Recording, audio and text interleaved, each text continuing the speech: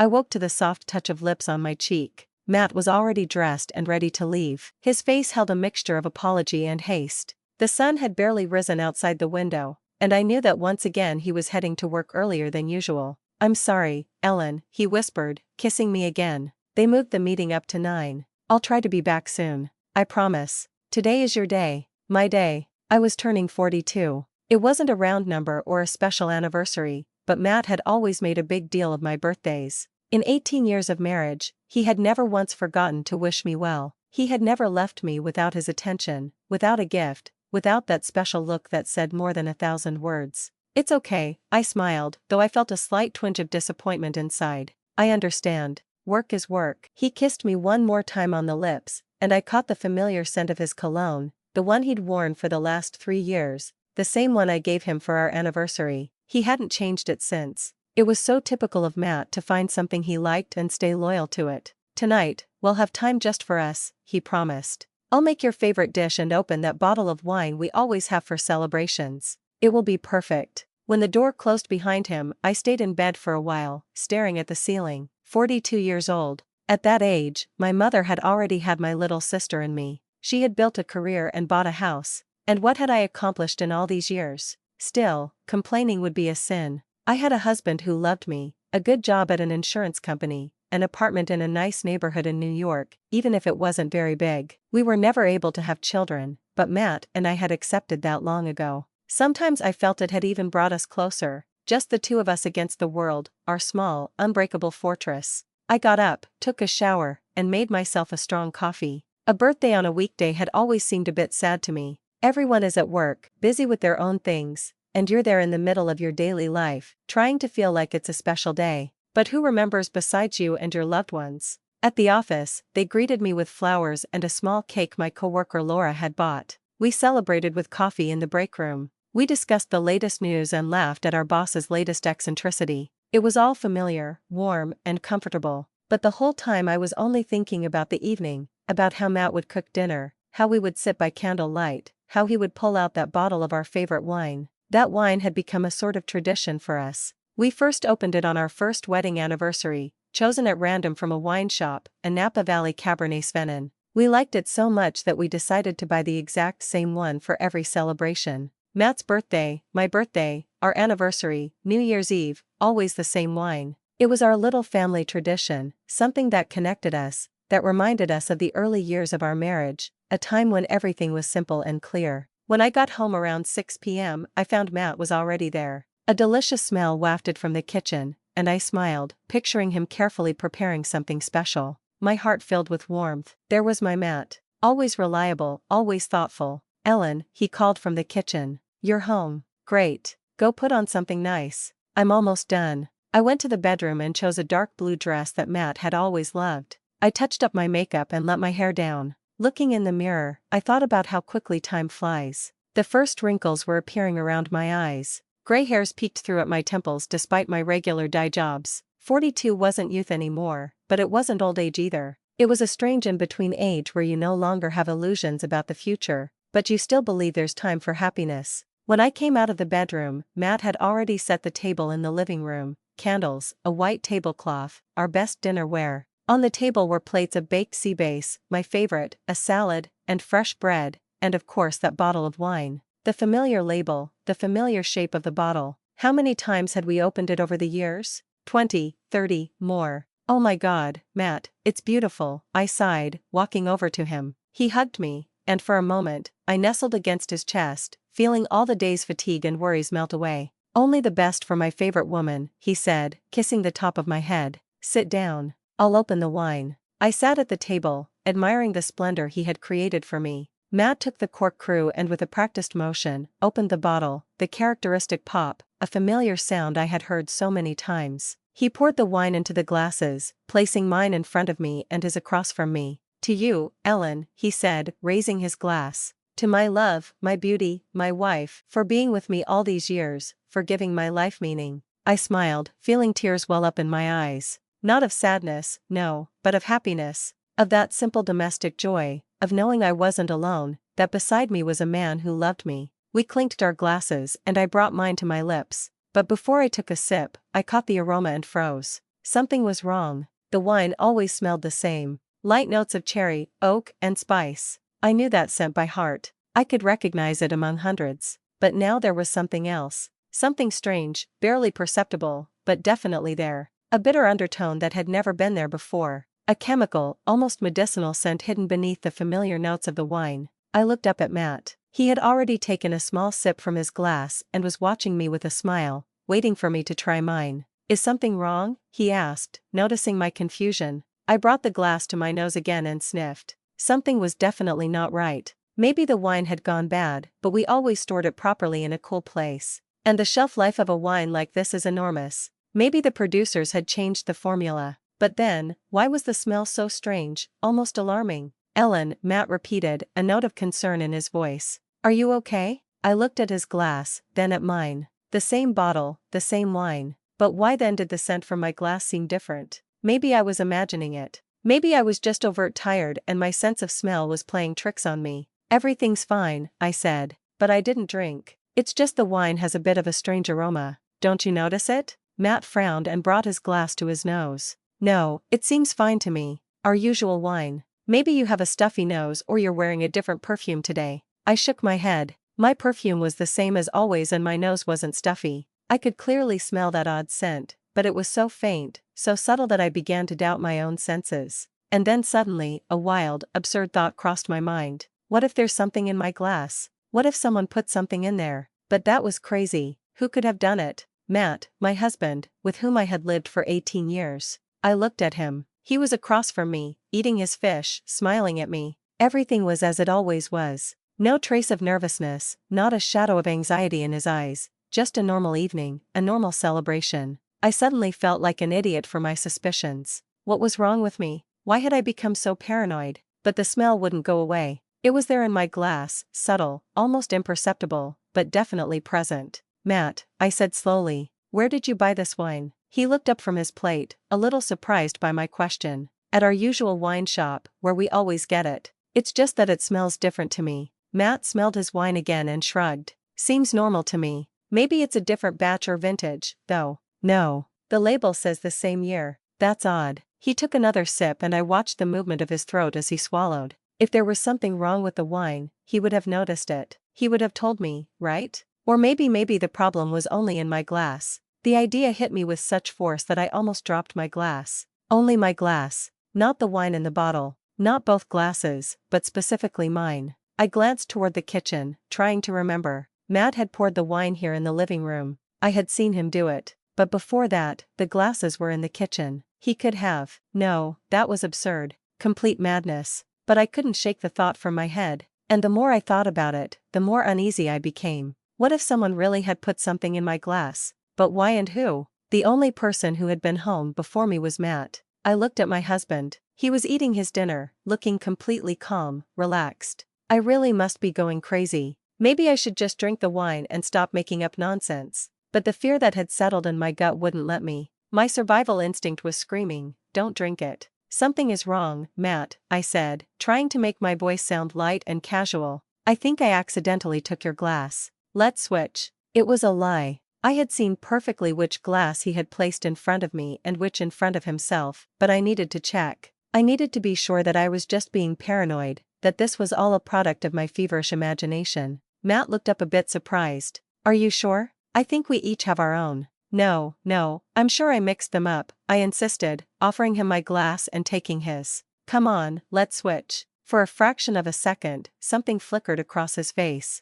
Something I couldn't immediately identify. Surprise, anxiety, irritation, or was I imagining that, too? "All right," he said, shrugging and took my glass. I raised his glass to my nose. I sniffed. Pure wine, only wine. No strange smell, no weird chemical notes, just our beloved Napa Valley Cabernet Sauvignon. My heart began to beat faster. So, I wasn't crazy. So, there really was something in my glass. But what? And more importantly, why? I watched as Matt brought my glass, now his glass, to his lips. How he took a small sip. How he swallowed. His face didn't change. He didn't hesitate. He seemed to notice nothing unusual. Or he was just very good at hiding his emotions. "See, perfectly normal," he said, setting the glass down. "Our usual wine. You must be tired, Ellen. Too many worries at work, too much stress." Maybe he was right. Maybe I was exhausted and my imagination had run wild. Maybe there was no strange smell and I had made it all up. But then, why couldn't I shake this feeling of alarm? Why was every cell in my body screaming that something was terribly wrong? We continued with dinner. I ate the fish, which was truly delicious. I drank the wine from Matt's glass, which was absolutely normal. We talked about work, about plans for the weekend, about a new series I wanted to watch. Everything was normal. Everything was as it always was, but I couldn't relax. I watched Matt out of the corner of my eye, noticing every little detail, how he held the glass, how often he drank, how he looked at me. About 10 minutes passed since we had switched glasses, maybe a little less. Matt was telling me a story from work, something about a new employee who was always late. I nodded, pretending to listen, but all my thoughts were elsewhere. And then he stopped mid-sentence. He just paused as if he had forgotten what he was talking about. I looked up and saw that his face had gone pale, not drastically, but noticeably, and beads of sweat were forming on his forehead. "Matt?" I asked, my heart sinking. "Are you okay?" He ran a hand over his face as if trying to wipe away something invisible. "I don't know," he said slowly. I feel strange. My head is spinning." I jumped out of my chair and rushed to his side. His skin was clammy and cold. His eyes seemed a little unfocused. "Maybe it's just exhaustion," I suggested, though panic was rising inside me. It wasn't just exhaustion. It was something else. "Ellen," he said, and a note of fear entered his voice. "I feel really sick." He tried to stand, but his legs gave way and he slumped heavily back into the chair. I took his hand and felt his pulse racing, becoming irregular. "Matt, what's wrong? What do you feel?" "Nausea," he managed to say, "and a really strong dizziness and a strange tightness in my chest like it's being squeezed." Oh my God. Oh my God. It was whatever was in my glass. Whatever was supposed to affect me, but instead it had affected him when we switched glasses. "I'm calling 911, I said, pulling out my phone with trembling hands. "Ellen, no." Matt tried to object. "Maybe it's just something I ate." "Matt, you're as white as a sheet and you're getting worse." "I'm calling 911 right now." I dialed 911. I waited for the operator to answer. In a voice that sounded surprisingly calm, given my inner turmoil, I explained the situation. My husband had suddenly fallen ill. Dizziness, nausea, chest pain, possible poisoning. The word poisoning hung in the air between us. When I hung up, Matt was staring at me, his eyes wide. "Poisoning," he repeated. "But from what?" "We ate the same thing." Yes, we had eaten the same thing. But we had drunk from different glasses. The glasses we had swapped. And it was right after drinking from my glass that he had gotten sick. "Matt," I said, kneeling beside him and taking his cold, damp hand in mine. "Did you add something to my wine?" He looked at me as if I were speaking a foreign language. "What? What are you talking about?" "To my wine. To my glass. Did you put something in it, Ellen?" "What are you talking about?" He tried to sit up straight but groaned and clutched his head. "Why would I put something in your wine?" "I don't know. That's exactly what I'm trying to understand." Fear appeared in his eyes.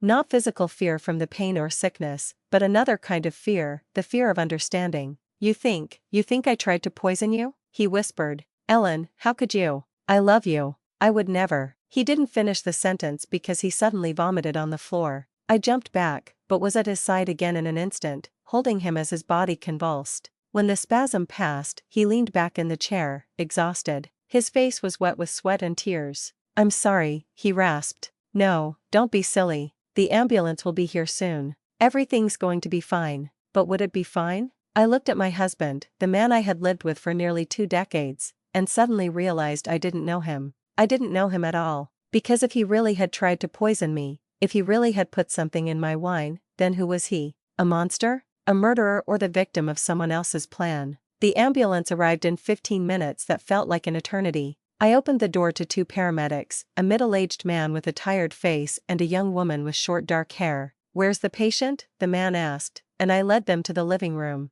Matt was sitting where I had left him, hunched over, his head in his hands, his shirt was soaked with sweat. On the floor was the vomit. I hadn't had time to clean up. The paramedics quickly examined him, taking his blood pressure, pulse, and temperature. They asked questions that Matt answered with difficulty. He was speaking unclearly, like someone who was drunk. "What did he eat and drink today?" the woman asked me. "Fish, salad, bread, and wine. Red wine." The alcohol could have intensified the reaction, the male paramedic said, preparing the stretcher. "We need to take him to the hospital. It looks like poisoning, but we won't know with what until we run some tests." They placed Matt on the stretcher and covered him with a blanket. I grabbed my purse, phone, and keys. At the doorway, I turned and looked back at the set table, the 2 wine glasses, the remnants of our celebratory dinner that had turned into a nightmare. And then it hit me, the glasses. I had to save the glasses. If there really was something in one of them, it would prove I wasn't crazy. It would explain what had happened.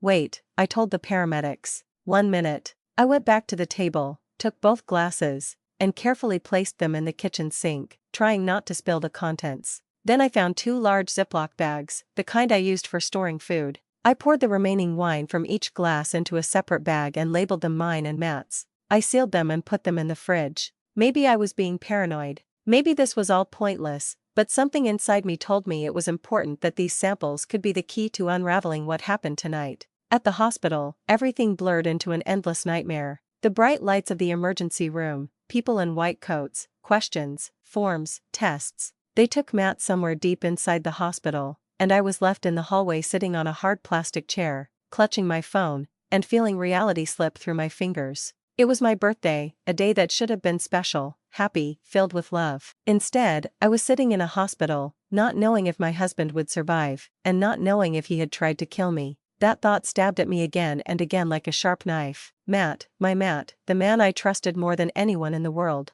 Could he? But if it wasn't him, then who? I tried to remember the past few weeks, the past few months. Had there been anything unusual in his behavior, any strangeness I had overlooked or dismissed? To be honest, for the last 6 months, Matt had been different, more distant, more thoughtful. He often stayed late at work, saying they had a big new project that needed more of his time. I believed him. I didn't doubt him. Why would I? We had a good, solid marriage. We trusted each other. Or did I just think we did? I remembered his phone. Lately, he had become more protective of it. He always had it with him, even when he went to shower. Before, he would leave it lying around anywhere, and it didn't matter. But now, the phone was always with him. He had set a new password, one he hadn't told me. We used to know each other's passwords. It was a natural thing for a couple. But now, I shook my head, trying to push the thoughts away. Maybe I was just overthinking. Maybe none of it was real. An hour later, a doctor came into the hallway. He was a young man in a white coat with a tired but attentive look. Family of Matt Rogers.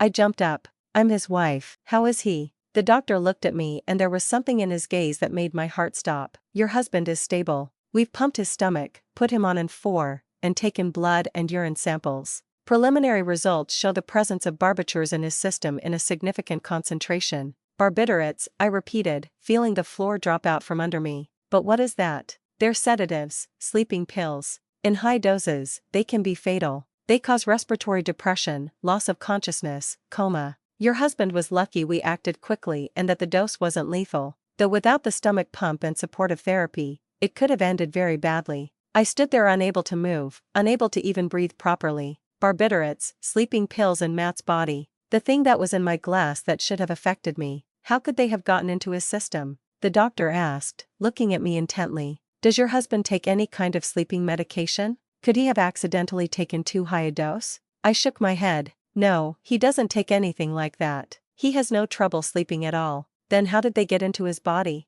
I looked at the doctor and my lips trembled as I spoke words I didn't want to believe myself. I think someone put them in his wine, or rather in my wine. But we switched glasses. The doctor's brow furrowed. You suspect this was an intentional poisoning? I don't know. I don't know what to think. In that case, we'll have to contact the police. The doctor said, if your suspicions are correct, this is a criminal matter. Police, investigation, interrogations. It all seemed unreal, as if it were happening to someone else in a movie or a book. Can I see my husband? I asked. Yes, but just for a moment. He needs to rest. The doctor led me to an ICU room where Matt was lying. He was hooked up to several IVs. He had an oxygen mask on. His skin was still pale, but his breathing seemed steady. I approached the bed and took his hand. It was warm, alive. The tears I had been holding back all this time finally came. I'm sorry, I whispered. I'm sorry I thought that about you. I'm so sorry. But even as I said it, I wasn't sure I had been wrong because the questions remained unanswered. Who had put barbiturates in my wine?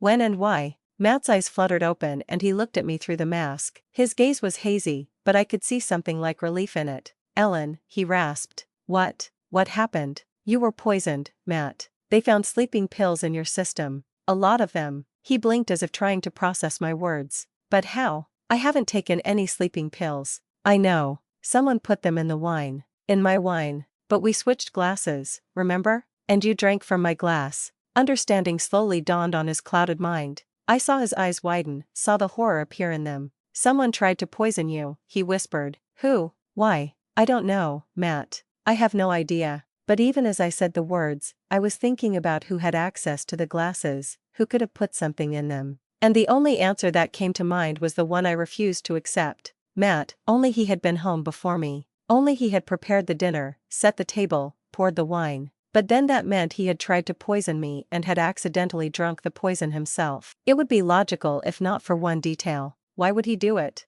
Why would my husband, with whom I had lived for 18 years, suddenly want to kill me? A nurse came into the room, checked the monitors, made a note on his chart, and then looked at me. You should probably go home and get some rest. Your husband will be under observation all night. You can visit him tomorrow during regular hours. I didn't want to leave, but I knew the nurse was right. There was nothing I could do there. It was better to go home and try to understand what had happened. I kissed Matt on the forehead, promised to come back in the morning, and left the hospital. Outside, it was already late, dark and cold. I took a cab home, my mind racing with the same questions. Who did it and why? At home, the first thing I did was go to the kitchen, take the 2 bags with the wine samples from the fridge, look at them, and put them back. Tomorrow, I would take them to be analyzed. That would provide answers to at least some of my questions. Then I went back to the living room. The table was still set, the food cold on the plates, the candles long since burned out. I started to clean up, automatically stacking the dirty dishes, throwing away the leftover food.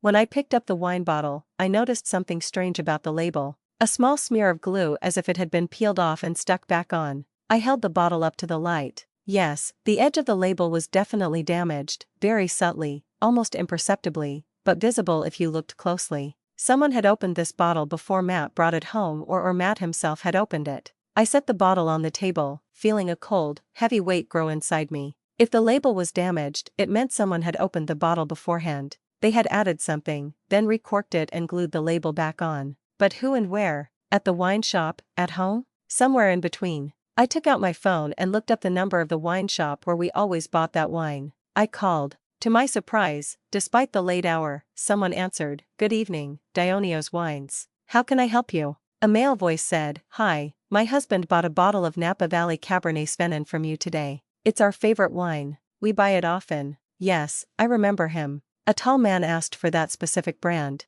Is there a problem? Could you tell me if the bottle was sealed when you sold it? The label wasn't damaged. There was a pause on the other end. Of course, it was sealed. We don't sell open bottles. What's happened? It's just that I noticed the label is slightly damaged. I thought it might be a manufacturing defect. That's impossible. All our wines come from official distributors in perfect condition. If a bottle were damaged, we wouldn't put it up for sale. I see. Thank you. I hung up. So, the bottle was in perfect condition when Matt bought it. Therefore, it was opened after the purchase. But where and when? I tried to remember. Matt got home before I did. When I arrived, he was already cooking. How much time did he have? 2-3 hours. Plenty of time to open a bottle, add something, and reseal it. But why? It made no sense. If he wanted to poison me, why go through this whole show with a celebratory dinner, gifts, affection? He could have done it on any other day, more discreetly. Unless it was all a show, unless this romantic dinner,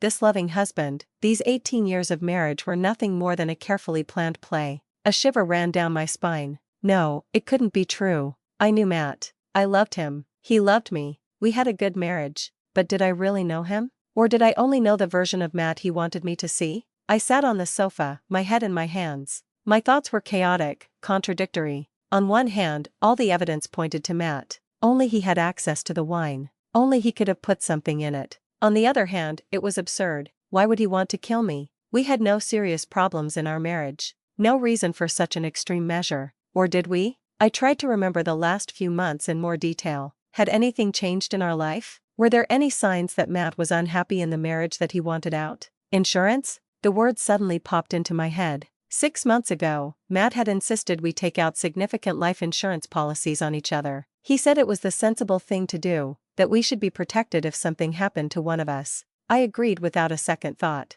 It did seem sensible, but now, in light of recent events, it took on a completely different meaning. If I died, Matt would receive a substantial sum from the insurance. Very substantial. Enough to start a new life. Oh, God. Had he been planning this all along? Had he taken out the policy knowing he was going to kill me? I got up from the sofa and started pacing the room. This was insane. I couldn't believe it. I couldn't believe the man I loved most in the world was capable of something like this. But the facts spoke for themselves. The barbiturates in the wine, the damaged bottle label, the insurance policy, his strange behavior over the last few months, it all fit into a horrible picture. A picture of betrayal, lies, and attempted murder. I went to the window and looked out at the city at night. Lights in windows, cars on the streets, people living their normal lives, and my life had just fallen apart, shattered into pieces, and I had no idea how to put them back together. The phone rang. The sudden noise made me jump. Unknown number. I hesitated to answer, but finally pressed the accept button.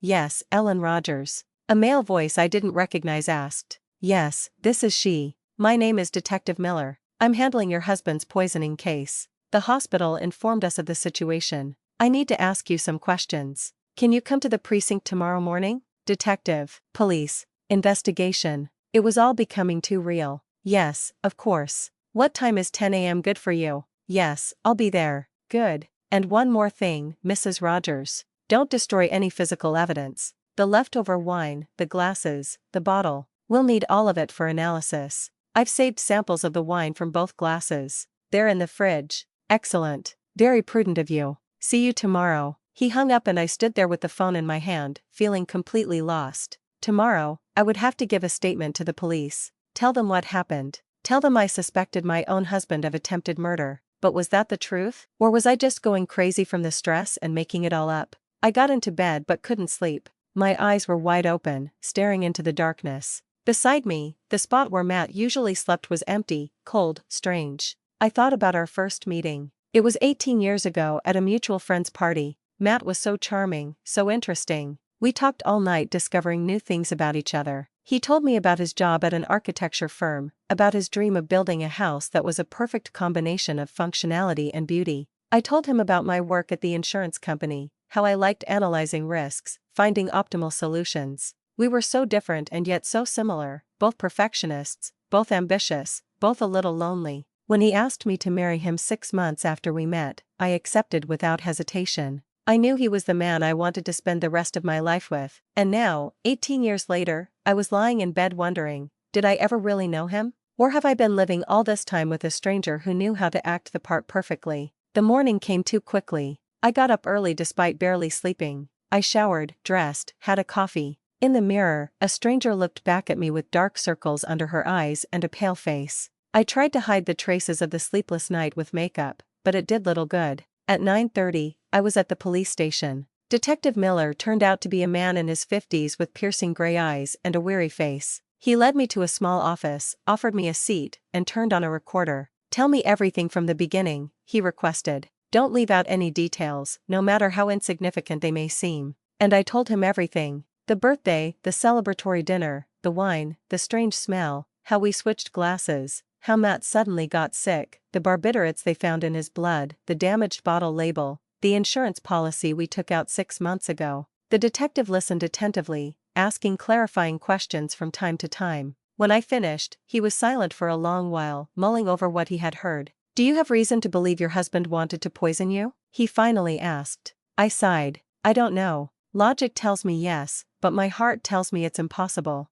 We've been together for 18 years. Good years. We had no serious conflicts, no reason for something, for this horror. Money is often a reason, the detective observed. You mentioned a significant insurance policy. How much exactly? 500,000 each. Meaning if ID Matt gets coma 500,000 and vice versa. Miller nodded, jotting something in his notebook. A considerable sum, enough to motivate some people to commit a crime. But let's consider other possibilities. Could someone else have had access to the wine? Someone who wanted to harm you or your husband? I thought, who could it be? We had no enemies, no one who wished us ill. Or did we? Matt has an ex-girlfriend, I said slowly. Veronica. They broke up shortly before we met. The breakup was difficult. She took it very hard. She even threatened him, but that was a long time ago, 18 years. Full name? Miller's interest was piqued. Veronica Sadto. But honestly, I don't think she has anything to do with it. Too much time has passed. Grudges and jealousy don't have an expiration date. The detective said, we'll look into that lead.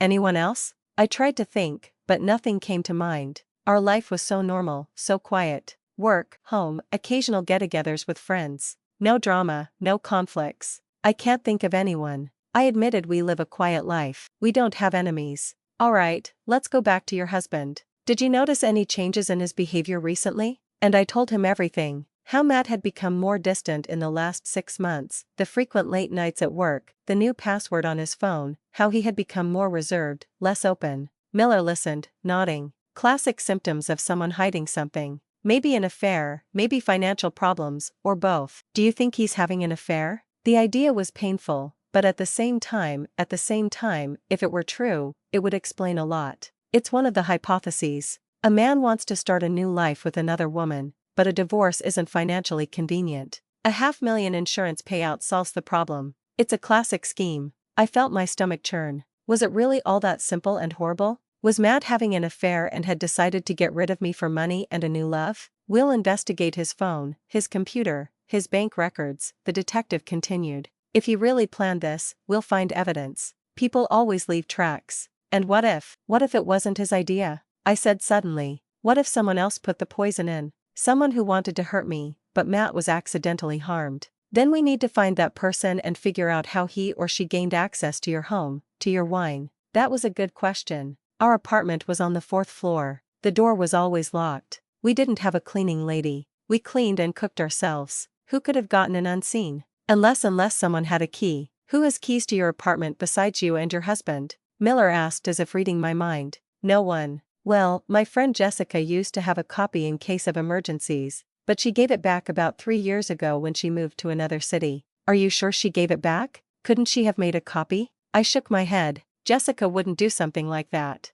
She's been my best friend since college. It's absurd to even think that she in a criminal investigation. You can't rule anyone out, Miller said gently but firmly. Not even those closest to you. Sometimes they are precisely the guilty ones because they have the access, the opportunity, and the motive. His words echoed in my head as I left the police station an hour later. They told me the investigation would continue, that they would contact me as soon as they had the results from the wine sample analysis and had checked all the leads. I went to the hospital to visit Matt. He looked better than the day before. His skin had regained its normal color. His eyes were clear. He was sitting up in bed, propped against some pillows, flipping through a magazine. Ellen, he said, happy to see me. I'm so glad you came. I was getting bored here. I approached the bed, sat in the chair beside it, and looked at him, trying to see something, a sign of a lie, a betrayal. But I only saw the familiar face of my husband, the man I loved. How are you feeling? Much better. The doctors say if the tests come back fine, they'll discharge me tomorrow. That's great. We fell silent. A strange awkwardness that had never existed before settled between us. I could feel the tension building. A host of unasked questions hanging in the air. Ellen, Matt said finally, I have to tell you something. My heart skipped a beat. This was it, the confession. He was going to admit he tried to kill me or that he was having an affair or both. What is it? My voice sounded firmer than I expected. He looked down as if he couldn't meet my eyes. These last 6 months, I've been lying to you about a lot of things, and I feel so ashamed. This was the moment of truth. What have you been lying about, Matt? He took a deep breath, steeling himself. I lost my job 4 months ago. I was laid off from the architecture firm. They said the company was downsizing, that they had to get rid of the most expensive specialists. They gave me a small severance package and asked me to leave. I stared at him, unable to speak. He had lost his job 4 months ago and hadn't told me. Why didn't you tell me? I finally managed to say, because I was ashamed. Because I was afraid you'd be disappointed in me. Because I thought I'd find another job quickly and you wouldn't even have to know. But you didn't find another job. No, I tried. I sent out resumes, went to interviews, but the job market is tough right now. Everywhere they want young specialists willing to work for less money, and I'm 45. For many companies, that's too old. I tried to process this information. Matt had been unemployed for 4 months. So all those late nights at work were a lie. He wasn't working. Where was he going? What was he doing all day? And you just came home every evening as if nothing was wrong, telling me made-up stories about work. He nodded and I saw tears in his eyes. I'm sorry, Ellen. I was so tired of pretending, so tired of lying. When all this happened yesterday, when I almost died, I realized I couldn't live like this anymore. I had to tell you the truth. And the money? I asked. What have we been living on these months? My salary doesn't cover all our expenses. Matt hesitated, and I knew I was about to hear another confession. I took out a loan, a big one.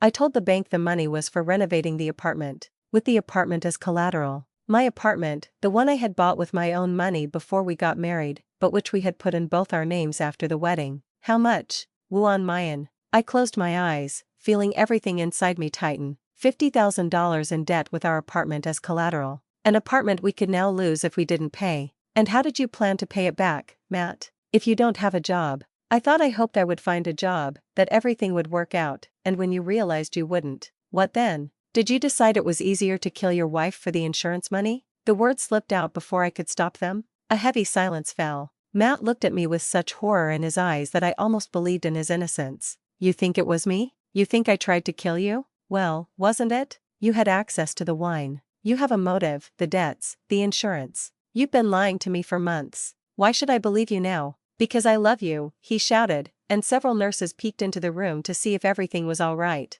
Matt waved them off, indicating it was fine, and they left. He continued in a lower, but no less emotional voice. Yes, I've lied. Yes, I'm a coward who couldn't bring himself to confess to his wife that he'd lost his job. Yes, I took out a loan you knew nothing about. But to kill you, that's insane. I would rather die myself than hurt you. I looked at him, trying to see if he was telling the truth. His eyes were filled with tears. His voice trembled with emotion. He seemed sincere, but I no longer knew if I could trust my feelings, my intuition. If it wasn't you, then who? I asked, exhausted. Who put barbiturates in my wine? Who wanted to kill me? I don't know, but we'll find out together. I promise you, Ellen. We'll find who did this. I wanted to believe him. I wanted to believe that my husband was innocent, that our marriage was real, that the love between us was not a deception, but too many doubts had taken root in my soul. The police are investigating, I said. They're checking all the leads. They'll investigate you, too, Matt, your finances, your phone, your computer. If you're hiding anything, they'll find it. Let them investigate. I have nothing to hide other than what I've already told you. But something didn't add up. If Matt was innocent, if he really hadn't tried to kill me, then who? Who wanted me dead? And why? I said goodbye to Matt, promising to visit him the next day, and left the hospital. The sun was shining brightly. People were rushing about their business. Life went on and I felt like I was on the edge of a cliff, not knowing what lay ahead. Back home, I examined the wine bottle again, searching for more clues. The damaged label clearly indicated the bottle had been opened, but when and where? I called the wine shop again and asked to speak to the salesperson who sold the wine to Matt. Good afternoon. Could you recall the exact time my husband bought the wine yesterday? Hold on, let me check the records. Yesterday, here it is around 5 p.m. He paid with a card, so the exact time was recorded, 5 p.m. I got home at 6 o'clock, so only an hour had passed between the wine purchase and my arrival. In that time, Matt had to drive from the wine shop to our home about 20 minutes in New York traffic, then start preparing dinner. When did he have time to open the bottle, add the poison, and reseal it? Unless he had done it beforehand. Unless he had bought an identical bottle earlier, prepared it and yesterday simply brought it home. But then where was the bottle he bought yesterday? And why was the damaged label on this specific bottle, the one I had at home? The questions multiplied, and the answers were scarce. I sat at the computer, opened our bank account, and looked at our finances. Matt had told the truth about the loan. There was indeed a large sum we had taken out 4 months ago and a considerable amount was being deducted from our account each month to pay it off. I looked at the other transactions. Normal purchases, groceries, gas, bills, nothing unusual, no large expenses, no suspicious transfers. Then I opened Matt's credit card statements. And here there was something interesting. Regular charges at the same coffee shop almost daily for the last 4 months. This coffee shop was on the other side of the city, far from our home and his old job. What was he doing there every day? Who was he meeting? I searched for the coffee shop's address online. Aroma Cafe, a cozy place downtown. Photos showed it was a rather expensive establishment with tasteful decor and above-average prices. I had to go there, talk to the staff. Maybe they knew something. Maybe they had seen Matt with someone. But first, I called Jessica, my old friend, who had known Matt almost as long as I had. Ellen, how are you? It's been too long. Her voice was so warm, so familiar. And I suddenly felt tears welling up. Jessica, I'm in trouble. Really big trouble. And I told her everything. The birthday, the wine, the poisoning, the suspicions, what Matt had hidden from me these past months. Jessica listened in silence, only exclaiming from time to time, "Oh my God, Ellen, how awful. And you really think Matt could have done it?" "I don't know what to think. On one hand, all the evidence points to him. On the other, it's Matt, my husband, the man I've known for 18 years. People change," Jessica said softly. "Especially when they're in difficult situations. Unemployment, debt, it's enormous stress. It can lead to desperation, but to murder? I don't know, Jessica. I really don't know." We talked a bit more. Jessica offered to come to support me, but I declined. I needed time to process everything alone. After talking to her, I decided to act. Staying at home waiting for the results of the police investigation was unbearable. I had to do something, find answers for myself. I went to that coffee shop Matt had been frequenting for the last few months. Aroma Cafe turned out to be a truly cozy place with plush sofas, dim lighting, and pleasant music. Behind the counter was a young woman in her mid-20s, a friendly blonde with a kind smile. "Good afternoon. What can I get for you?" "A cappuccino, please, and I wanted to ask you a few questions if you don't mind." The girl nodded, starting to make the coffee. "Sure, go ahead." I took out my phone and showed her a photo of Matt. "Do you recognize this man? He comes here often." The girl looked at the photo and her face lit up instantly. "Oh, yes, of course. Matt's a regular. He comes in almost every day. Has for several months now. A very nice man.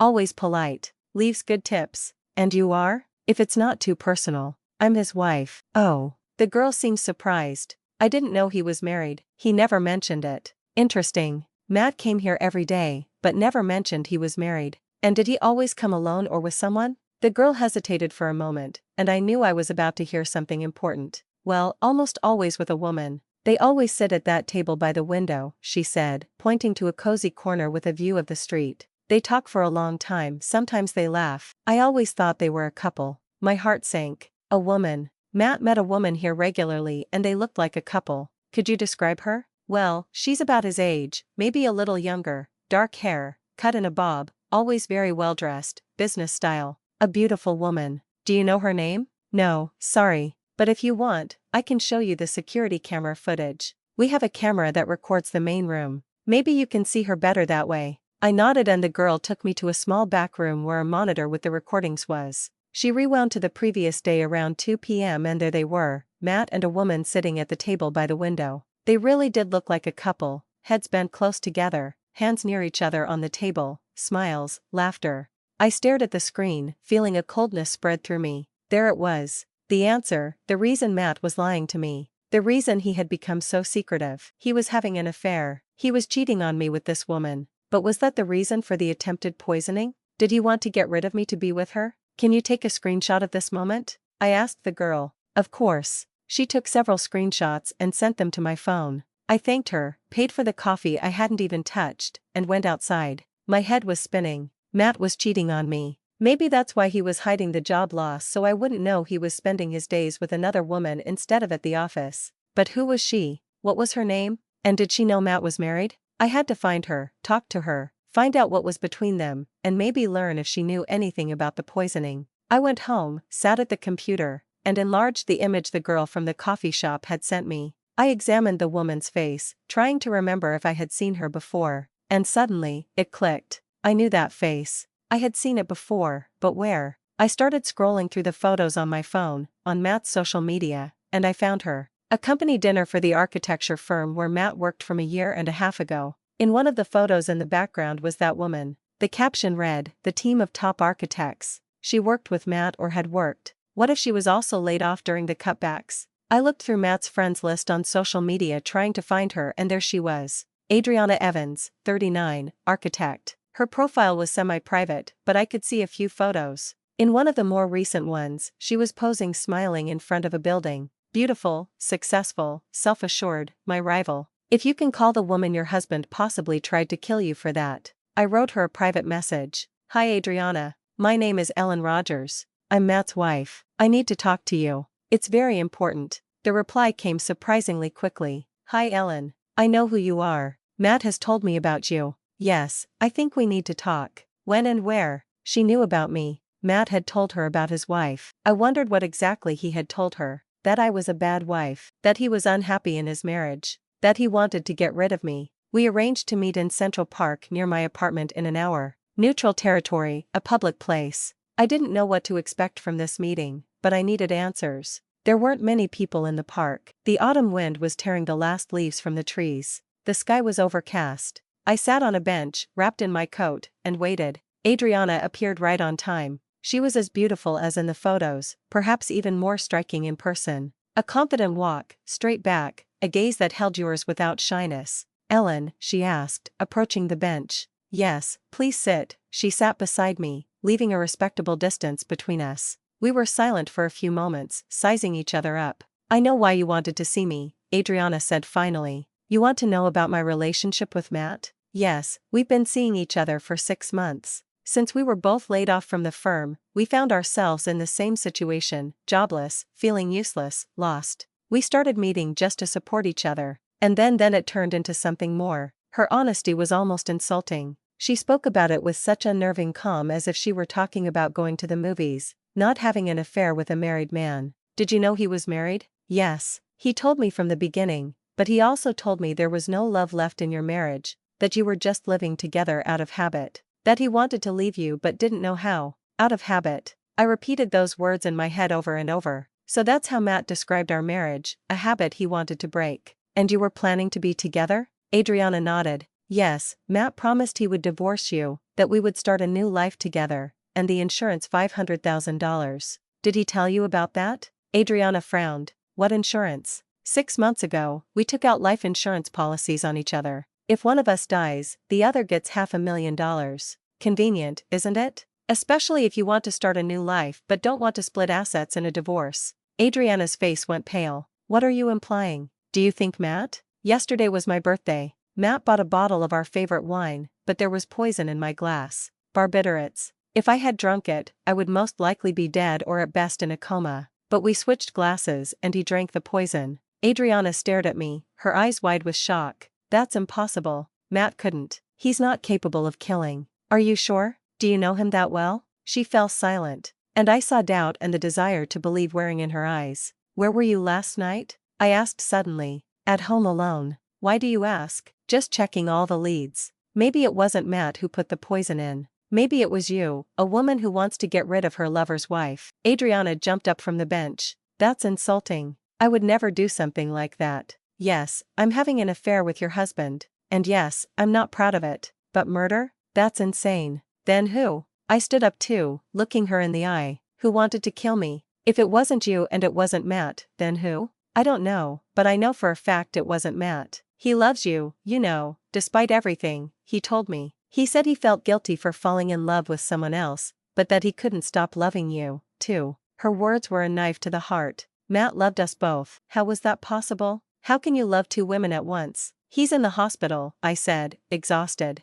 "They're discharging him tomorrow. If you want to visit him, you can. Maybe he'll tell you more than he told me." I turned and walked away, leaving Adriana standing in the middle of the park. I needed to get out of there, away from that woman, from her words, from the reality of my shattered marriage. At home, I lay on the sofa and closed my eyes, trying to piece together the puzzle. Matt had lost his job, taken out a loan, started an affair. He had lied to me for months. But had he tried to kill me, or was it someone else, someone with their own reasons to want me dead? The phone rang, startling me from my thoughts. "Detective Miller, Mrs. Rogers, we have the lab results from the wine samples you provided. The sample you labeled mine tested positive for a high concentration of phenobarbital. It's a barbiturate used in medicine as a sedative and antivulsant. In the dose that was in your glass, it could have caused a deep coma or death, especially combined with alcohol. And in Matt's glass, pure wine, no foreign substances. So, I hadn't been wrong. The poison was only in my glass. Someone had really tried to kill me." "We've also examined your husband's financial records," Miller continued. "The information about the job loss and the significant loan is confirmed. We also discovered he was regularly meeting with a woman named Adriana Evans. Do you know her?" "Yes, I met with her today. She admitted they're having an affair. That gives your husband a very strong motive. Debts, a mistress, an insurance policy, the classic spouse murder for profit scheme. But he drank the poisoned wine himself. Why would he do that if he was the one who put the poison in? Maybe he didn't expect you to suggest switching glasses. Maybe he was caught off guard and couldn't refuse without giving himself away. Or maybe it was a twisted plan to feign his own innocence by drinking the poison, but in a smaller dose to survive." That version seemed too complicated, too risky. Was Matt capable of something like that? We're still investigating, Miller said. But I must tell you that for now, the primary suspect is your husband. We have enough evidence to open a criminal case against him for attempted murder. Attempted murder. My husband, the man I had lived with for 18 years, the father of my unborn children, my partner, my friend, or had I been living all this time with a stranger I didn't know at all? After talking to the detective, I couldn't settle down. I paced the apartment, trying to decide what to do next, believe Matt, or trust the facts that all pointed to his guilt. I remembered our first meeting, our wedding, all the years we spent together. Were those feelings real? Or was he playing the part of a loving husband all this time, waiting for the right moment to get rid of me? No, I couldn't believe it. I didn't want to believe it. But then who? If it wasn't Matt who put the poison in my wine. Suddenly, I remembered Matt's ex-girlfriend, Veronica Sodto, whom I had mentioned to the detective 18 years ago. She had suffered greatly from her breakup with Matt, even threatened him. What if she had been plotting a revenge plan all this time? What if she had learned about our home, our life, and decided to take revenge by taking his wife away from him? It seemed unlikely, but in this situation, any lead was worth investigating. I found Veronica on social media. Her profile was public, full of photos. Veronica had changed over the years. She had aged, of course, but was still an attractive woman. Married, 2 children. She lived in New York, worked as a psychologist. A psychologist. That meant she had access to various medications, including sleeping pills. I wrote her a message, introducing myself as Matt's wife, and asking to meet. To my surprise, she agreed immediately. We arranged to meet the next day at a coffee shop. Veronica turned out to be a calm, composed woman, nothing like the resentful ex-girlfriend capable of revenge. She ordered a tea. I had coffee I had no intention of drinking. We sat across from each other and I studied her face, looking for signs of hatred, of a desire for revenge, but I only saw curiosity and slight caution. So Veronica began, stirring sugar into her tea. You wanted to talk to me about Matt after all these years. I confess I was surprised. Do you remember him? I asked, though the question was foolish. Of course she remembered. Veronica smiled and there was a sadness to it. Of course, I remember. Matt was my first real love. When I was 21, he seemed like the perfect man. Smart, talented, handsome.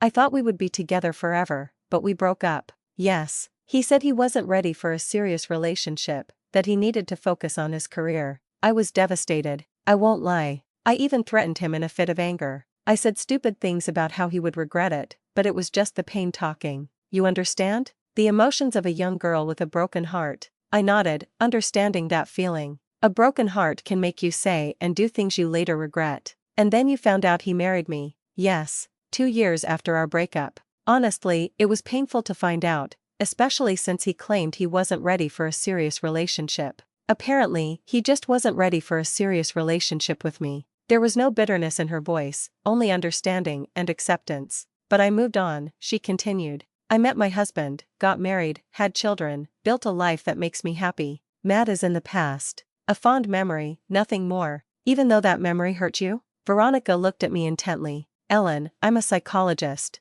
I work with people who have experienced trauma, loss, betrayal. I know that holding on to a grudge is like drinking poison and expecting your enemy to die. It only destroys you. I forgave Matt a long time ago. Not for him, but for myself. Her words sounded sincere, and I began to doubt my theory. Could this calm, balanced woman try to poison me out of revenge for a breakup so long ago? Veronica, I said slowly, with your professional background, I assume you have access to various medications. She frowned. What do you mean? I'm a psychologist, not a psychiatrist. I don't prescribe medication. You need a medical degree for that, but you could get barbiturates if you wanted to. Veronica's face hardened. Barbiturates? What are you talking about, Ellen? What happened? And I told her about the birthday, the wine, the poisoning that the police were looking for who had tried to kill me. When I finished, Veronica was pale and shocked. My God, and you thought of me because I was with Matt 18 years ago. I'm checking all the leads. The detective mentioned you threatened Matt after the breakup.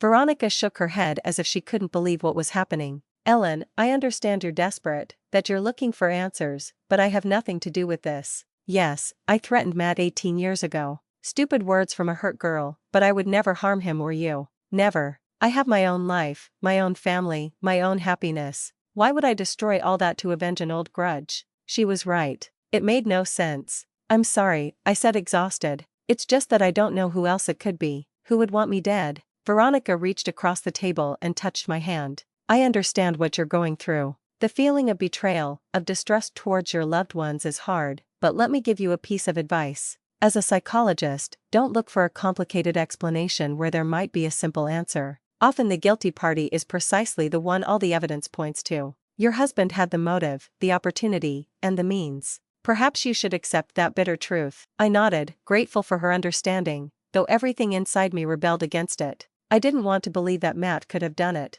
I didn't want to admit that 18 years of my marriage had been a lie. After meeting with Veronica, I went home dejected. Every lead I investigated led nowhere. Every new conversation only confirmed what I refused to admit. Matt had most likely tried to kill me. That evening, Jessica called. "Ellen, how are you? I've been thinking about you all day. Do you want me to come over and keep you company?" I wanted to say no, that I could handle it alone, but the truth was I couldn't. I needed support, a shoulder to lean on. "Yes," I admitted, "please come. It's so hard to be alone." Jessica arrived an hour later with a bag of groceries and a bottle of red wine. Seeing my face, seeing the wine, she smiled sheepishly. "Sorry, I didn't think. It was just habit." "It's okay," I said. "I just won't be drinking it." We sat in the kitchen. Jessica made us a light dinner, salad, and an omelette. I ate automatically, barely tasting anything. Jessica told me about her life in another city, about her job, about new people she had met. I listened half-heartedly, nodding at the right moments.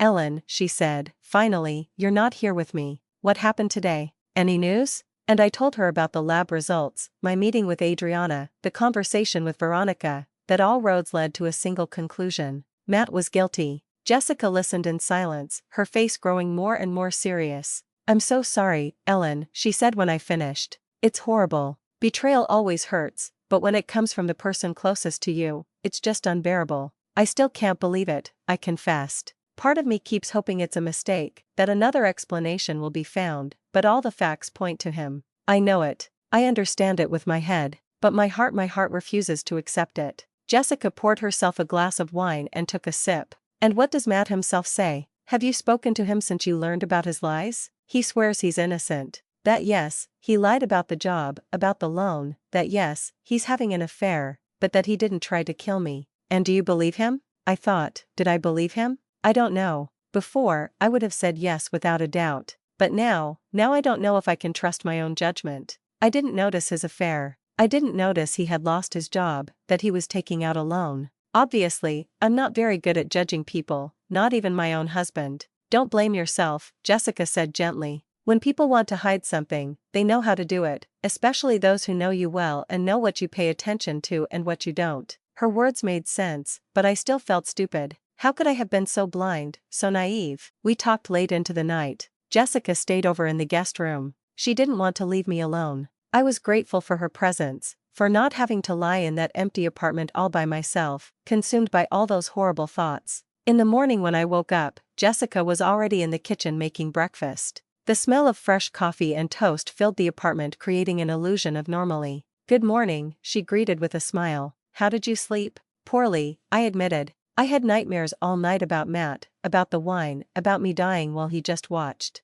Jessica nodded compassionately. "That's normal. Your mind is trying to process the trauma. Ellen, you should think about getting therapy, talking to a professional. It will help you get through this." I nodded, though the idea of therapy seemed distant and unnecessary. How can a therapist help when your husband has tried to kill you? What words can heal a wound like that? After breakfast, Jessica got ready to leave. She had to get back home to work. We hugged goodbye and she promised to call every day to check on me. Once I was alone, I sat at the computer. I needed a distraction, something to occupy my mind, which kept returning to the same thoughts. I opened my work email and started replying to the messages that had piled up. It was then that I saw a strange email. It had arrived 2 days ago from an unknown address with no subject line. Normally, I would delete such emails without opening them, assuming they were spam. But something prompted me to click on it. Inside was just a short text. "If you want to know the truth about what happened, come to Central Park tomorrow at 3:00 p.m. The bench by the fountain.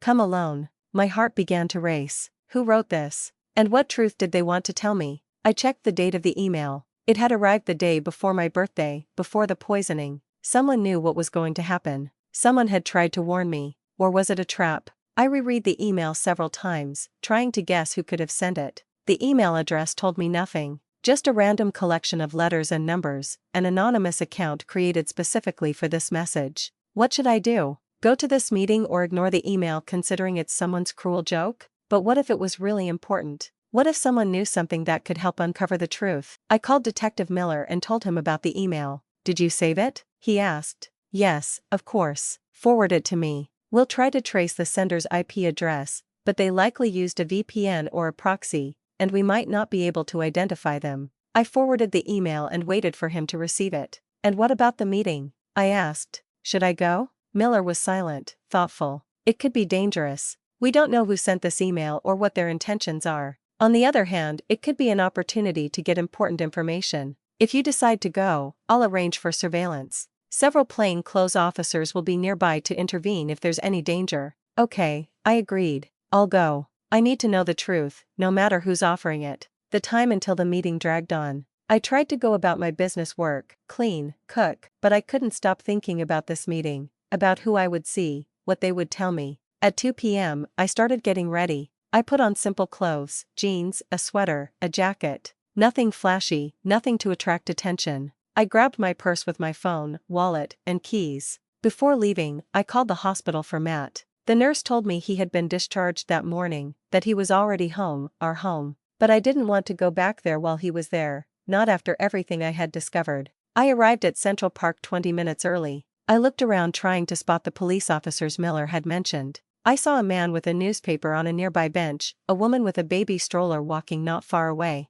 They could be cops or they could be ordinary visitors. I approached the fountain, sat on the designated bench, and took out my phone, pretending to check a message, though I was really just trying to calm my nerves. 335310-315. No one approached. I started to think it was a cruel joke, that no one was coming, that I had wasted my time and frayed my nerves for nothing. And then a woman approached the bench, young in her mid-20s, with dark sunglasses and a scarf over her head. She sat down next to me without looking at me. Ellen Rogers, she asked in a low voice. Yes, are you the one who wrote to me? Yes, thank you for coming. Who are you and what do you want to tell me? The woman was silent as if searching for the right words. My name is Camila. I used to work at the architecture firm with your husband and Adriana Evans. I know something you don't know. Something that could change everything. My heart sped up. Go on. Camila looked around, making sure no one could hear us. Adriana and Matt. Their relationship isn't what it seems. It's not just the romance of two lonely people who found comfort in each other after losing their jobs. Then what is it? Adriana planned the whole thing. She found out that you and Matt had taken out significant life insurance policies. I don't know how. Maybe she overheard a conversation. Maybe she saw the documents and she decided to take advantage of it. She seduced Matt, made him fall in love with her, and then started planting the idea that the only way for them to be together was to get rid of you. I listened, unable to believe what I was hearing. Are you saying that Adriana manipulated Matt? That she made him try to kill me? Not exactly. Matt didn't try to kill you. Adriana did. The world around me stopped. What? On the day of your birthday, Adriana went to your apartment. She knew Matt would be preparing the celebratory dinner. She knew about your traditional wine. She went under the pretext of needing to pick up some documents Matt had forgotten at her place. He let her in. They talked for a couple of minutes at the door and then he went back to the kitchen. Adriana stayed in the entryway supposedly to put on her shoes, but instead she went to the living room where Matt had already poured the wine into the glasses and she added the barbiturates to your glass. I couldn't breathe. I couldn't think. Adriana, my husband's mistress, she tried to kill me. How do you know this? Were you there? No. But Adriana told me. We were good friends, colleagues. She trusted me. And the day before she confessed what she was going to do. I tried to stop her to convince her it was crazy, but she wouldn't listen. She was obsessed with the idea of being with Matt, of getting that money, of starting a new life, and you did nothing. You didn't warn me. You didn't report it to the police. Camila lowered her head. I didn't think she would actually do it. I thought it was just a fantasy, emotions that would pass. But when I heard what happened, that your husband had been hospitalized for poisoning, I realized she had really done it and I got scared. Scared that if I told Adriana would know it was me and then I might be the next victim. But you wrote to me. Yes. Because I can't live with this. I can't know that an innocent man might suffer because of my silence. Your husband didn't try to kill you, Ellen. Yes, he lied. Yes, he cheated on you. But the murderer is Adriana. I sat on the bench trying to process all this information. Adriana, the calm, beautiful Adriana who had sat next to me in the park and told me that Matt loved me despite everything. She had lied. She had manipulated. She had tried to kill me. Do you have proof? Anything to corroborate your words? Camila shook her head. No, just my testimony. Adriana told me in person. No recordings, no messages. She's too smart for that. So, it's just your word against hers. I know. That's why I was afraid to go to the police. Without proof, they can't do anything. But I thought you should know that you have the right to know the truth. I looked at this young woman who was taking a risk by meeting me, by telling me everything. Thank you, I said sincerely, for having the courage to tell me. What are you going to do? Camila asked. I don't know, but I will find a way to prove that Adriana is guilty. I won't let her get away with this. Camila nodded and got up from the bench. Be careful. Adriana is smart and ruthless. She won't stop at anything to get what she wants. She left, disappearing into the park crowd, and I remained seated, mulling over what I had heard. The man with the newspaper approached me. He was one of the police officers. Mrs. Rogers, we recorded everything. The conversation was audio recorded. It could serve as evidence, but she said she has no proof against Adriana. Only her word, her testimony. That's evidence in itself. We can bring Adriana in for questioning, check her alibi for the time of the crime, investigate her financial records for the purchase of barbiturates. If she's guilty, we'll find the signs. I nodded, feeling hope stir within me. Maybe Matt really was innocent. Maybe our marriage could be saved. Maybe all was not lost. That evening, I met with Matt. He had returned home after being discharged from the hospital, and we had agreed to talk seriously about everything that had happened. He looked tired, older, dark circles under his eyes, a day's worth of stubble, slumped shoulders, nothing like the confident, successful architect I had married 18 years ago. We sat in the living room where just a few days earlier we had celebrated my birthday. The table was clean. No trace of that terrible evening. Ellen, Matt began. I know I've caused you so much pain with my lies, with my betrayal, and I'm not asking for your forgiveness because I know I don't deserve it. But I want you to know I never tried to kill you. Never. The very thought is absurd and unbearable to me. I know, I said. And I told him about my meeting with Camila, about what I had learned about Adriana. As I spoke, Matt's face changed. First disbelief, then shock, then anger. Adriana, she did it. She tried to kill you? Yes. And she possibly manipulated you into being her accomplice without you even knowing it. Matt covered his face with his hands. Oh my God, what an idiot. What a blind, gullible idiot. It's not your fault you were manipulated, I said, though a part of me was still angry with him for the lies, for the infidelity, for everything. But it is your fault for cheating on me, for lying to me about everything else. I know, and I'll understand if you can't forgive me. If you want a divorce, divorce, the word hung in the air between us. A week ago, the idea of divorce seemed unthinkable, but now I don't know what I want, Matt. I admitted. I need time. Time to think about everything, to understand my feelings, to get over this trauma. I understand. I'll wait as long as it takes. We sat in silence, each lost in thought. Then Matt said, I'll leave. I'll rent an apartment or stay with a friend. You need space, and I don't want to cause you any more discomfort with my presence. I wanted to protest, to say it was his home, too. But the truth was, I really needed to be alone without him, without the reminder of what had happened. Thank you, I said softly. The next day, Detective Miller summoned me to the precinct. We have news, he said as I entered his office. We brought Adriana Evans in for questioning. At first, she denied everything, but when we told her we had a witness, she started to falter, and then we found proof. What kind? Adriana purchased phenobarbital online from an illegal supplier. We found the correspondence in her email which she thought she had deleted, but nothing is ever truly deleted on the internet if you know where to look. My heart pounded. So, it really was her. Yes. She confessed everything. She told us how she planned it, how she found out about the insurance policies, how she manipulated your husband. She said the idea came to her when she realized Matt would never voluntarily divorce you, that he was too attached to you despite his affair with her. She decided the only way to be with him was to get rid of you and get the insurance money in the process. I listened, feeling a mixture of relief and horror. Relief that Matt was innocent, that our marriage wasn't based on his desire to kill me, and horror at the thought that someone could plan my murder in such cold blood. What will happen to her? She's been arrested. She's being charged with attempted murder. Given the premeditation and the coldness of the execution, she'll get a significant sentence. 10 to 15 years, maybe more. I nodded. Justice had been served. The guilty party had been punished. But why did I feel no satisfaction? Why was there only an emptiness inside? Your husband is completely cleared of suspicion, Miller continued. Though of course his actions, the lie about the job, the affair, that's your business, but they have nothing to do with the crime.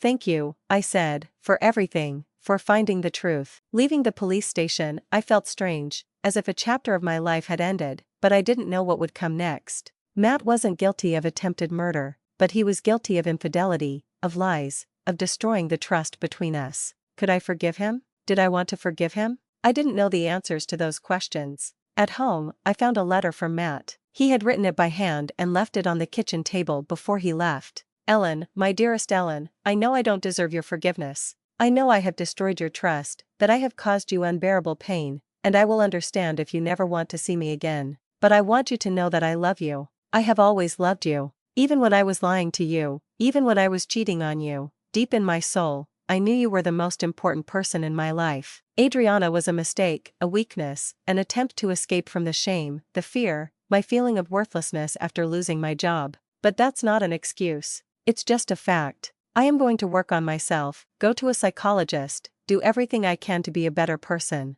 Not for you, though. Of course, for you too, but mainly for myself, because I never want to be that person who betrays his loved ones again. I will wait as long as it takes, and if you ever decide to give me another chance, I will do everything I can to deserve that trust. Yours, Matt? I read the letter several times, feeling tears roll down my cheeks. He loved me despite everything. But was love enough to rebuild what was broken? Days turned into weeks. I returned to my normal life, work, home, occasional get-togethers with friends. Matt called sometimes, asked how I was doing, suggested we meet to talk. I agreed. We met in coffee shops, walked in the park, talked about this and that cautiously, like two strangers getting to know each other. He was really going to a psychologist, working on himself. I saw the changes. He became more open, more willing to talk about his feelings, his fears, his weaknesses. He no longer tried to be perfect, no longer hid his problems. And slowly, very slowly, something inside me began to change.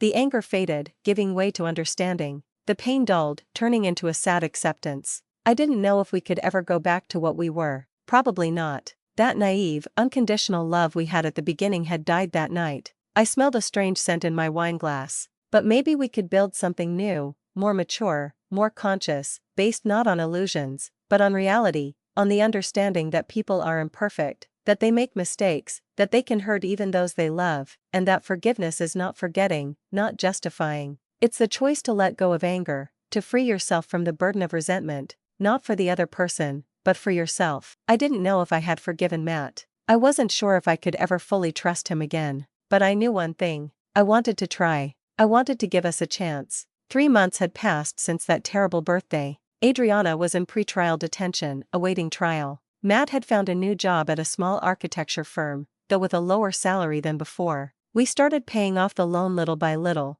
cutting expenses, living more modestly, and we began to rebuild our marriage slowly, cautiously, step by step. Matt moved back home, first into the guest room, then a few weeks later into our bedroom. We went to couples therapy, worked on regaining trust, learned to communicate again. It wasn't easy. There were days when I woke up and felt so much rage towards him that I couldn't even look at him. There were nights when I was tormented by nightmares of that evening, of the poisoned wine, of how close I had come to death. But there were good moments, too. Moments when we laughed together like we used to, when we held hands walking in the park, when we looked into each other's eyes and saw not betrayal, but a love that had survived all of it. And I began to believe that maybe we really could get through this, that our marriage would emerge from this crisis stronger than before. And then one ordinary afternoon, everything changed again. I came home from work and found the front door ajar. Not forced, not broken, just ajar. As if someone had left and forgotten to close it, or as if someone had entered and wanted me to know. My heart sped up.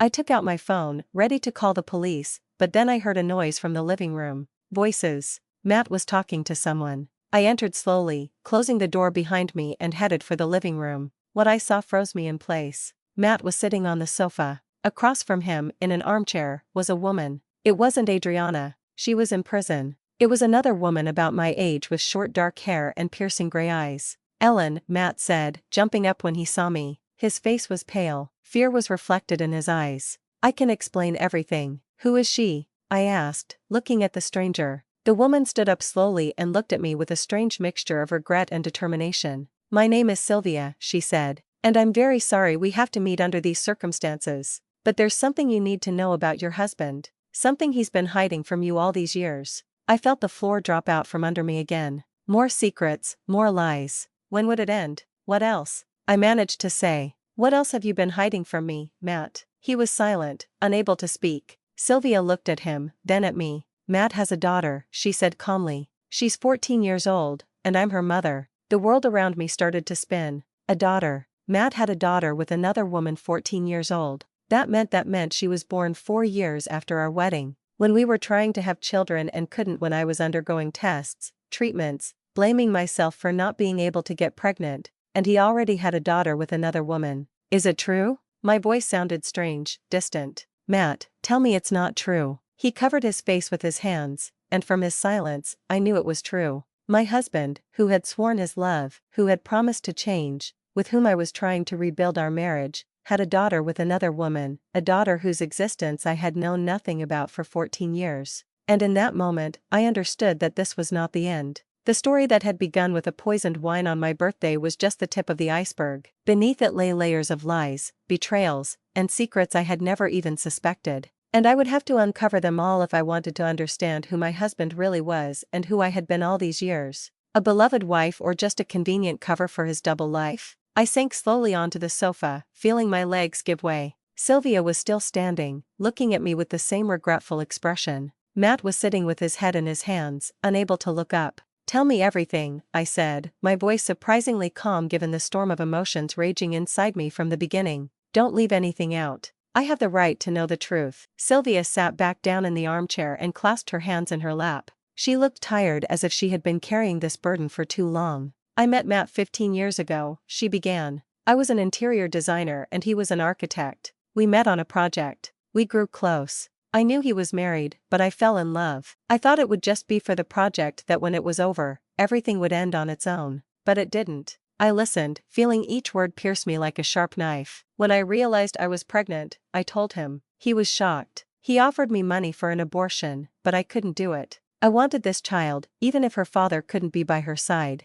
Why didn't you tell me? I looked at Matt and he finally looked up. His eyes reflected so much pain, so much shame that for a moment I felt sorry for him, but only for a moment. Because I'm a coward, he said in a hoarse voice. Because I was afraid of losing you. Afraid you would leave, that our marriage would fall apart. Sylvia agreed to keep quiet, to raise our daughter alone. I paid her child support, saw her from time to time, but you knew nothing. All these years, I whispered, 15 years. While we were trying to have a child, while I was blaming myself for being infertile, while I was undergoing treatments, tests, you already had a daughter. I know how that sounds. Sylvia leaned forward. I'm not trying to justify myself or Matt. What we did was wrong. But I didn't come here just for nothing. There's a reason I can't stay silent anymore. What reason? My daughter, our daughter Danielle, needs an operation. An urgent heart operation. Without it, she won't live for more than a year. The operation costs $50,000. I don't have that kind of money.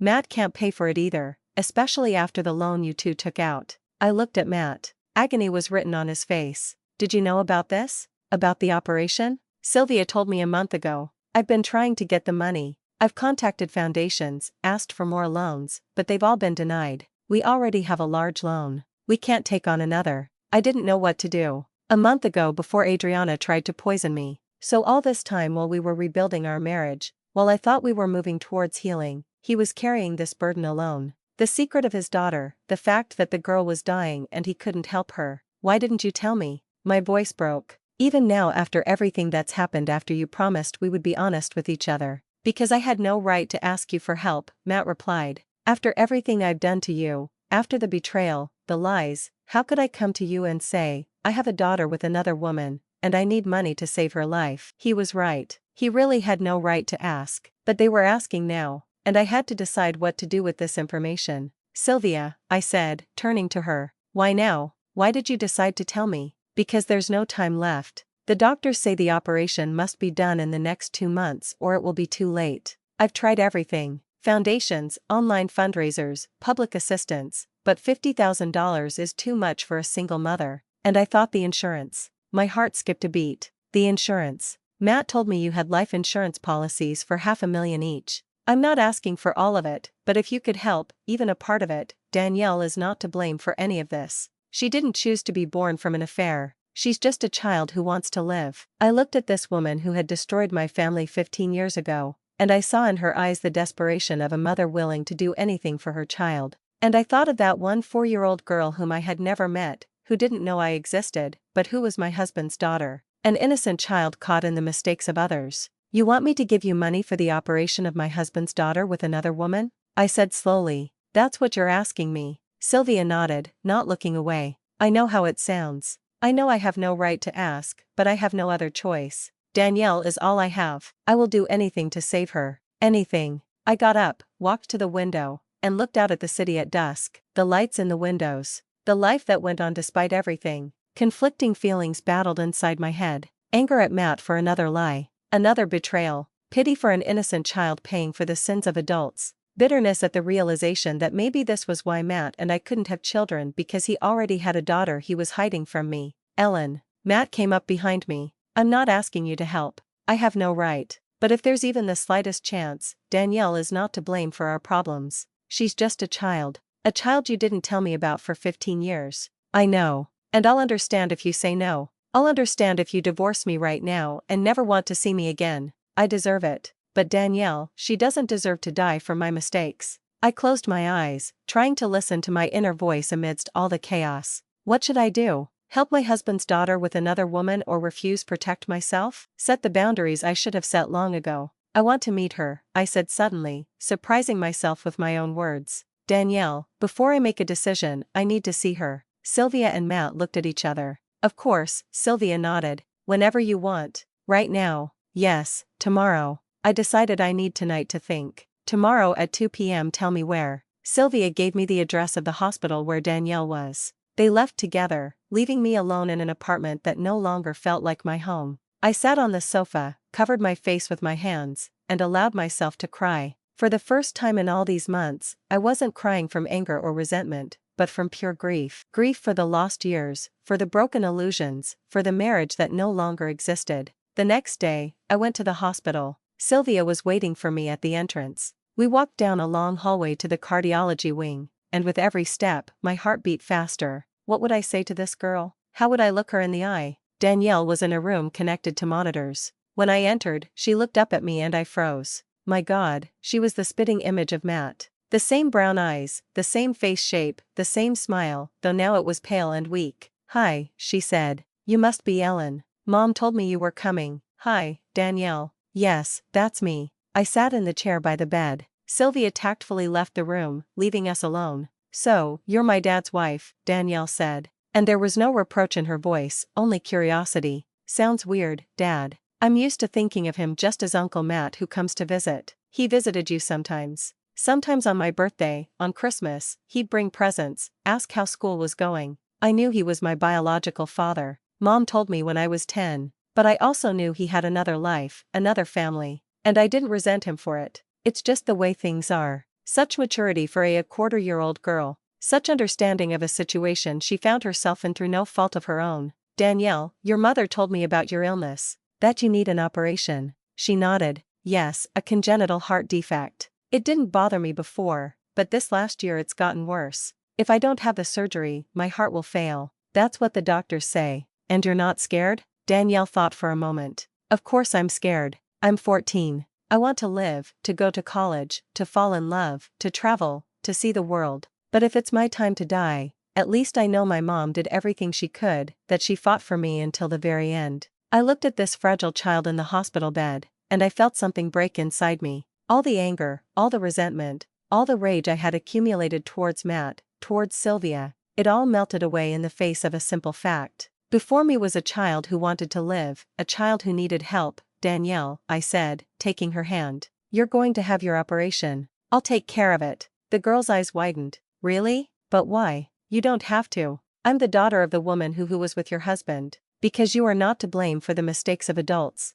Because every child deserves a chance to live. And because despite everything, I can't stand by and watch an innocent person die when it's in my power to help. Danielle started to cry and I hugged her. This child who was my husband's daughter, but not my daughter. And in that moment, I understood forgiveness is not weakness. It is strength. The strength to let go of the past, to not hold a grudge, to not let bitterness poison your soul. When I left the room, Sylvia was in the hallway. Her face was strewn with tears. "Thank you," she whispered. "Thank you, Ellen. I know I don't deserve your generosity, but thank you." "It's not for you," I said honestly. "Or for Matt. It's for Danielle, only for her. I took out a $50,000 loan using my share of the apartment as collateral. The surgery took place 2 weeks later. It lasted 8 hours, and the entire time I sat in the hospital hallway next to Sylvia and Matt. We barely spoke, each lost in our own thoughts, our own prayers. When the surgeon came out and said the operation was a success, that Danielle would live, I felt a relief, a joy so immense, as if she were my own daughter.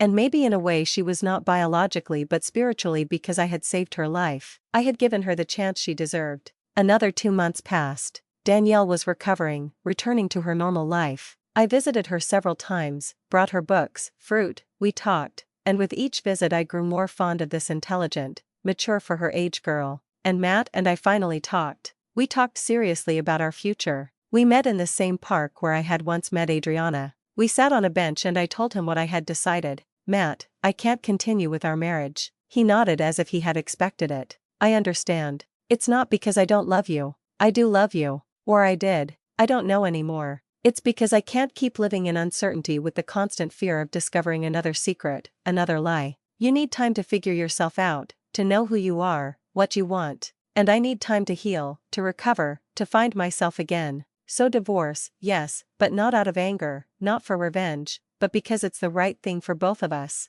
Matt took my hand, brought it to his lips, and kissed it. "Thank you, Ellen, for everything. For saving Danielle when you could have refused. For giving me the chance to be better, even if it means losing you. I will always love you. You know that. And I will remember the good that was between us. The 18 years weren't a complete lie. There was a lot of love, a lot of happiness. We just grew in different directions. And that's okay." We sat for a while longer, holding hands, saying goodbye to the past, to the people we were, to the marriage that once seemed unbreakable. We divorced 6 months later amicably, without scandals, without fighting over assets.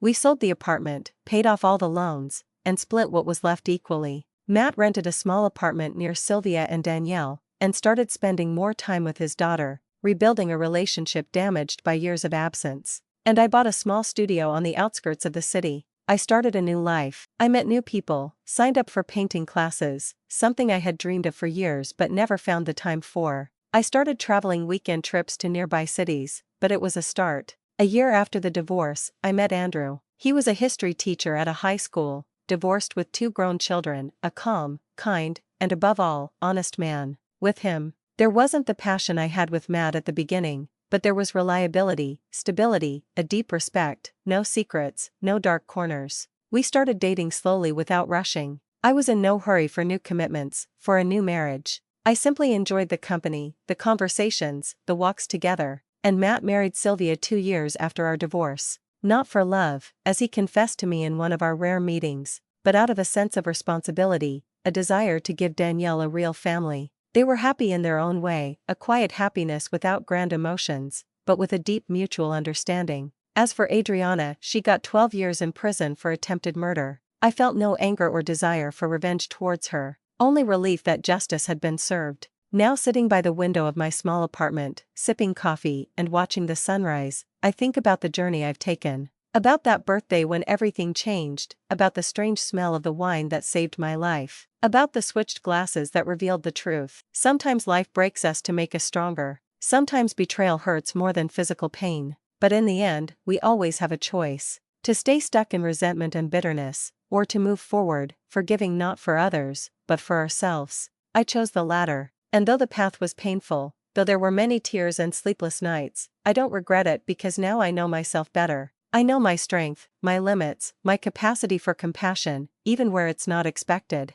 And years later, at the wedding of Danielle, a beautiful, healthy young woman with a bright future ahead of her, when she came up to me, hugged me, and whispered, "Thank you for my life," I understood that it had all been worth it. Every tear, every sleepless night, every painful decision. Because in the end, the meaning of life is not to avoid pain, but to go through it and come out on the other side a better person than you were before. My story began with a poisoned wine and a switched glass, but it ended with healing, forgiveness, and a new life that I built with my own hands. And that was the most valuable thing I could take from that whole nightmare.